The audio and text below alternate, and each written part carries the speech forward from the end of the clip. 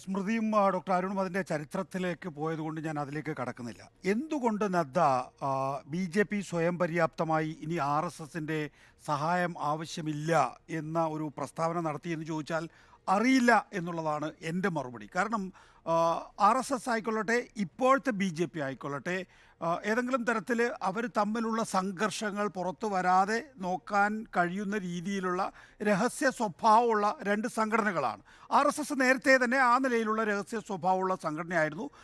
B J P ഇപ്പോൾ നരേന്ദ്രമോദിയുടെ കാലഘട്ടത്തിൽ കൂടുതൽ അതിനൊരു രഹസ്യ സ്വഭാവം കൈവന്നിട്ടുണ്ട് എന്ന് നമ്മൾ കാണേണ്ടത്. ഇപ്പോൾ 1998, 99, 2000 കാലഘട്ടത്തിലൊക്കെ തന്നെയും അന്ന് കെ സുദർശനായിരുന്നു ആർ എസ് എസിൻ്റെ സർസംഘചാലക്, വാജ്പേയി ആയിരുന്നു പ്രധാനമന്ത്രി. ഇവർ തമ്മിലുള്ള സംഘർഷമൊക്കെ ആ ഘട്ടത്തിൽ ഇപ്പോൾ സ്വദേശി ജാഗരൺ മഞ്ചിലൂടെ ആയാലും മറ്റ് ആർ എസ് എസ് അഫിലിയേറ്റഡ് ആയിട്ടുള്ള സംഘടനകളിലൂടെ ആയാലും പുറത്തു വന്നിരുന്നു എന്നുള്ളതാണ്. ഒരു സംഘർഷം അവർ തമ്മിലുണ്ടായിരുന്നു, അത് പുറത്തു വരികയും ചെയ്തിരുന്നു. പക്ഷേ ഇപ്പോഴത്തെ ആർ എസ് എസും ബി ജെ പിയും തമ്മിൽ എന്തൊക്കെ കാര്യങ്ങളാണ് സംവദിക്കുന്നത്, എന്തൊക്കെ കാര്യങ്ങളാണ് അവർ ആലോചിച്ച് തീരുമാനിക്കുന്നത്, അതിലേതൊക്കെ തരത്തിൽ അഭിപ്രായ വ്യത്യാസമുണ്ട് എന്ന് നമുക്ക് അറിയില്ല തന്നെ. ഇവിടെ ഇപ്പോൾ നേരത്തെ പറഞ്ഞല്ലോ, ഈ ആർ എസ് എസ് ആണ് അതിൻ്റെ സംഘടനാ ജനറൽ സെക്രട്ടറിയെ, സംഘടൻ മന്ത്രി എന്ന് പറയുന്ന സംഘടനാ ജനറൽ സെക്രട്ടറിയെ നൽകുന്നത് എന്ന്. 1951 നമുക്കറിയാവുന്നതുപോലെ ശ്യാമപ്രസാദ് മുഖർജിയുടെ ജനസംഘത്തിൽ തന്നെ ഈ തരത്തിലുള്ള ഒരു ക്രമീകരണം ഉണ്ടായിരുന്നു. പിന്നീട് 77 ജനതാ പാർട്ടിയിലേക്ക് ലയിക്കുന്നു. ജനതാ പാർട്ടിയിലേക്ക് ലയിക്കുന്ന ഘട്ടത്തിൽ ആർ എസ് എസിൻ്റെ സംവിധാനവും അതുപോലെ ജനതാ പാർട്ടിയും തമ്മിൽ, അല്ലെങ്കിൽ സോഷ്യലിസ്റ്റുകളും തമ്മിലുള്ള സംഘർഷം ഉണ്ടാകുന്നു. പിന്നീട് ബി ജെ പി ആയിക്കഴിഞ്ഞതിന് ശേഷം വർദ്ധിത വീര്യത്തോടു കൂടി ആർ എസ് എസ് അതിൻ്റെ അജണ്ടയിൽ ഇടപെടുകയാണ് ചെയ്യുന്നത്. നമ്മൾ നോക്കിയാൽ 90കളിലാണ് ബി ജെ പിയുടെ ശക്തമായിട്ടുള്ള വളർച്ച. അവിടെ ഗോവിന്ദാചാര്യയുടെ റോള്, അതുപോലെ തന്നെ നരേന്ദ്രമോദിയുടെ റോള്, ഇതൊക്കെ വളരെ പ്രധാനപ്പെട്ടതായിരുന്നു.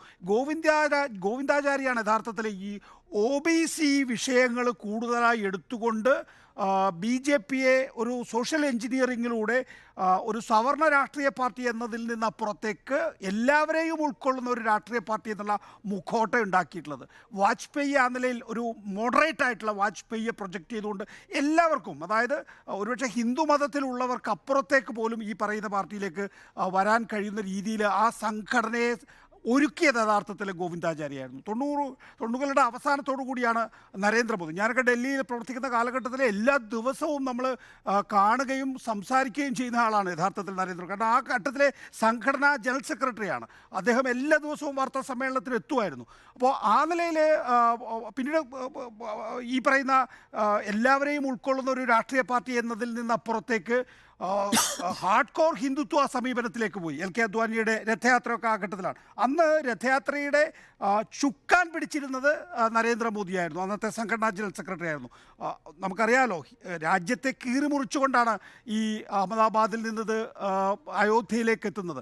ആ കീറിമുറിക്കുന്നതിൻ്റെ ആസൂത്രണം മുഴുവൻ യഥാർത്ഥത്തിൽ നരേന്ദ്രമോദിയാണ് എന്ന് നമ്മൾ കണ്ടിട്ടുള്ളതാണ്. അപ്പോൾ ആദ്യഘട്ടത്തിലൊരു ഒ ബി സി, അതായത് 90കളുടെ ഏറ്റവും പ്രധാനപ്പെട്ട വിഷയമായിട്ടുള്ള ഈ ഒ ബി സികളെ കൂടി ഇതിനകത്ത് ചേർക്കുക. കാരണം ആ സമയത്ത് മണ്ഡൽ കമ്മീഷൻ റിപ്പോർട്ടുമായി ബന്ധപ്പെട്ട് O B C role Indian രാഷ്ട്രീയത്തിൽ വളരെ പ്രധാനമായിരുന്നു. ആ സമയത്താണ് ഗോവിന്ദാചാര്യ എന്ന് പറയുന്ന ഒരു പിന്നോക്ക വിഭാഗക്കാരനായ ആർ എസ് എസിൻ്റെ എല്ലാ കാലഘട്ടത്തിലെയും മികച്ച പ്രചാരകരിൽ ഒരാളായിട്ടുള്ള സംഘടനാ ജനറൽ സെക്രട്ടറി ആകുന്നത്. ഞാൻ പറഞ്ഞു വരുന്നതെന്ന് വെച്ചാൽ, ഇപ്പോൾ പക്ഷേ നദ്ദ ഇത് പറയാനുള്ള വ്യത്യസ്തങ്ങളായ കാരണങ്ങളുണ്ട് എന്നാണ് ഞാൻ കരുതുന്നത്.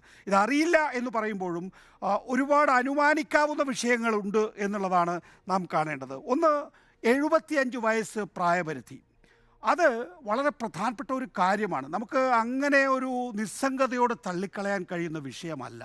ഇപ്പോൾ നരേന്ദ്രമോദി അടുത്ത വർഷം സെപ്റ്റംബറിൽ പ്രധാനമന്ത്രി പദം, അദ്ദേഹം 2024 പ്രധാനമന്ത്രിയായ അധികാരമേൽക്കുകയാണെങ്കിൽ 2025 സെപ്റ്റംബർ മാസത്തിൽ അദ്ദേഹം സ്ഥാനമൊഴിയുന്നില്ല എങ്കിൽ, അല്ലെങ്കിൽ അതിന് യുക്തിസഹമായിട്ടുള്ള ഒരു വിശദീകരണം നൽകുന്നില്ല എങ്കിൽ പല കാര്യങ്ങൾക്കും ഉത്തരം പറയേണ്ടി വരും. നോക്കൂ, L K Advani B J പിയുടെ വളർച്ചയ്ക്ക് ഏക കാരണക്കാരനായ ആൾ. മുരളി മനോഹർ ജോഷി എല്ലാ കാലഘട്ടത്തിലും അതിൻ്റെ പ്രത്യയശാസ്ത്രപരമായ ഉള്ളടക്കം നൽകിയിരുന്നത് ആർ എസ് എസ് ആണ് എങ്കിൽ തന്നെയും അതിൻ്റെ മുഖം എന്ന് പറയുന്നത് മുരളി മനോഹർ ജോഷിയായിരുന്നു. നിരവധിയായിട്ടുള്ള നേതാക്കളെ നമുക്ക് പേരെടുത്ത് പറയാൻ കഴിയും. അവരെ ഒതുക്കാനുള്ള ഒരു അടവ് മാത്രമായിരുന്നു 75.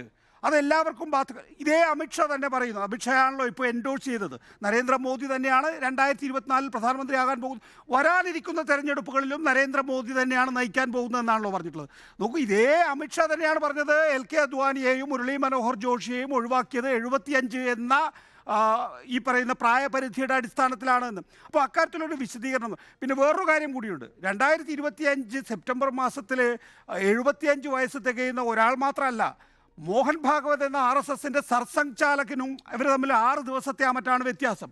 അപ്പോൾ സർസംഘചാലക് ഇനിയിപ്പോൾ RSSൽ ഞാനതാ ഒഴിയുന്നു എന്ന് പറഞ്ഞൊരു സമീപനം എടുത്താൽ BJPയിൽ അതേ സമീപനം എടുക്കേണ്ടി വരുമോ? അത് ഒരു സമ്മർദ്ദമായി വരുമോ എന്നുള്ളത് ഇപ്പോഴേ BJP ചിന്തിക്കുന്നുണ്ടാകണം, അല്ലെങ്കിൽ നരേന്ദ്രമോദിയും സംഘവും ചിന്തിക്കുന്നുണ്ടാകണം.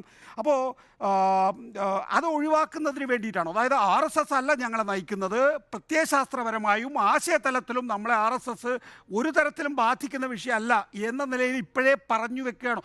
ഇന്ത്യൻ എക്സ്പ്രസ് പോലുള്ള ഒരു പത്രത്തിന് JP നഡ്ഡ എന്ന BJPയുടെ ദേശീയ അധ്യക്ഷൻ ഈ നിലയിൽ ഒരു ഇൻ്റർവ്യൂ കൊടുക്കുന്നത് യാദൃച്ഛികമാണെന്ന് കാണാനേ കഴിയില്ല എന്നുള്ളത് നമ്മൾ വേണ്ട.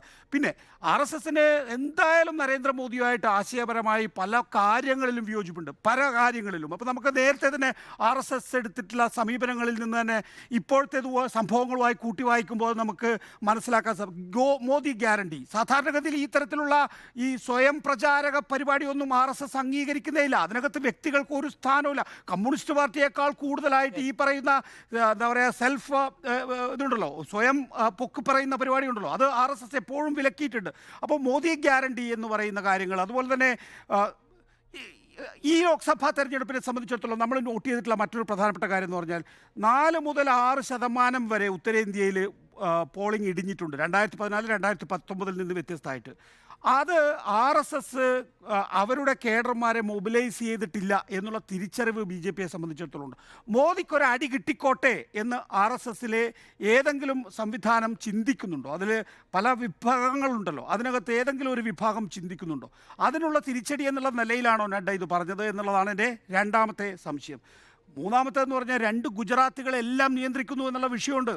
അതൊന്നും ഈ പറയുന്ന RSS എന്ന നാഗ്പൂർ സംവിധാനത്തിന് പൂർണ്ണമായും യോജിച്ചു പോകാം ഈ സംവിധാനം മെച്ചപ്പെടുന്നത് വരെ. ഇതിപ്പോൾ 10 വർഷം കഴിഞ്ഞു, ഇതാ വീണ്ടും 15ാമത്തെ വർഷത്തിലേക്കും ഈ 2 ഗുജറാത്തികളാണ് സംഘപരിവാറിനെ ആകെ നിയന്ത്രിക്കുന്നത് എന്നുള്ളത് ഒരു സാഹചര്യത്തിൽ അവരെ സംബന്ധിച്ചിടത്തോളം ഒരു വിമ്മിട്ടായിരിക്കും, ഒരു ബുദ്ധിമുട്ടായിരിക്കും. ആ നിലയിലുള്ള ഒരു ഒരു ഒരു ഒരു എന്താ പറയുക, ഒരു ഒരു ഒരു ഇറിറ്റേഷൻ RSSൽ നിന്നുണ്ടാകുന്നുണ്ടോ എന്നുള്ളത് വിഷയമാണ്. ഏറ്റവും പ്രധാനപ്പെട്ട കാര്യം അതൊന്നുമല്ല അരുൺ, 272 കിട്ടുമോ എന്നുള്ളതാണ്. 272 കിട്ടിയില്ലാത്ത ഒരു സാഹചര്യം വരിക, അങ്ങനെ ഒരു സാഹചര്യം വരികയാണ് എങ്കിൽ ആരായിരിക്കും കളിയിൽ കരുക്കൾ നീക്കുക എന്നുള്ളതാണ്. അവിടെ നരേന്ദ്രമോദിക്ക് കരുക്കൾ നീക്കാൻ കഴിയില്ലല്ലോ, അദ്ദേഹത്തിന് 272 ഇല്ല. അബ്സല്യൂട്ട് മെജോറിറ്റി ഉണ്ടെങ്കിൽ മാത്രമേ നരേന്ദ്രമോദി ഉണ്ടാവുള്ളൂ. അപ്പോൾ 272 ഇല്ല എങ്കിൽ RSS ആണോ കരുക്കൾ നീക്കുക? അങ്ങനെ RSS കരുക്കൾ നീക്കാൻ പാടില്ലേ? നോക്കൂ, നമ്മൾ ഇന്നത്തെ കണക്ക് വെച്ച് നോക്കിക്കഴിഞ്ഞാൽ നാളെ തെരഞ്ഞെടുപ്പിന് പോവില്ലേ, 90 സീറ്റുകളിലേക്ക് കോൺഗ്രസ് എത്തിയാൽ വീണിരിക്കുന്നു. അതായത് ഈ പറയുന്ന 52 എന്ന് പറയുന്ന കോൺഗ്രസിൻ്റെ അംഗസംഖ്യ 90 ആവുകയാണെങ്കിൽ 30നും 40നും ഇടയിൽ വന്നാൽ 272 താഴെ പോയി കഴിഞ്ഞിരിക്കുന്നു. ആ തെരഞ്ഞെടുപ്പാണ് ഇന്നും നാളെയൊക്കെ നടക്കുന്നത്. ആ ഘട്ടത്തിൽ ഞങ്ങൾക്ക് ഇനി 272 ഇല്ല എങ്കിൽ തന്നെയും ഞങ്ങളിവിടെ ചില കൂട്ടുകച്ചവടമൊക്കെ ഉണ്ടാക്കിയിട്ടുണ്ട്, ചില പാർട്ടികളെ പിളർത്തി ഇവിടെ തന്നെ കാര്യങ്ങൾ തീരുമാനിച്ചോളാം എന്നാണോ നഡ്ഡ പറയുന്നത്? അതും ഒരു പ്രധാനപ്പെട്ട വിഷയം. ഓക്കെ,